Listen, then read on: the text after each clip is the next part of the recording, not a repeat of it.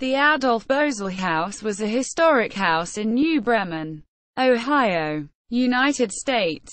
Built in 1898 in a combination of the Stuck-Eastlake and Queen Anne styles of architecture, it was the home of a leading New Bremen citizen.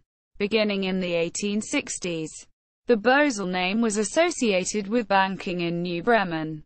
In 1866, Charles Bosel established a small bank in New Bremen that expanded throughout the 19th century. Despite her split in the business in 1905, the Bosels remained in control of the original corporation, which was soon renamed the First City Bank of New Bremen. Adolf Bosel later became president of this corporation, which in 1923 maintained deposits of nearly $570,000. Adolf was the son of Jacob Bosel, a two-term member of the Ohio House of Representatives, who was Charles's oldest son.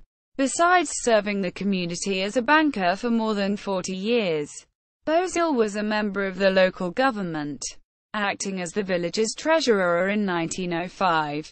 Bosel erected his house along Franklin Street on the village's western side in 1898, after he left the residence.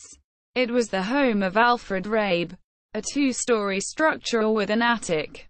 The house was a distinctive example of local architecture. In recognition of its place in local history, the Adolf Bosel House was listed on the National Register of Historic Places in 1979. Despite this honor, it has since been classified as demolished by the Ohio Historical Society because the home was moved from its original location. A new house occupies its original address. Nevertheless, the house remains listed on the National Register.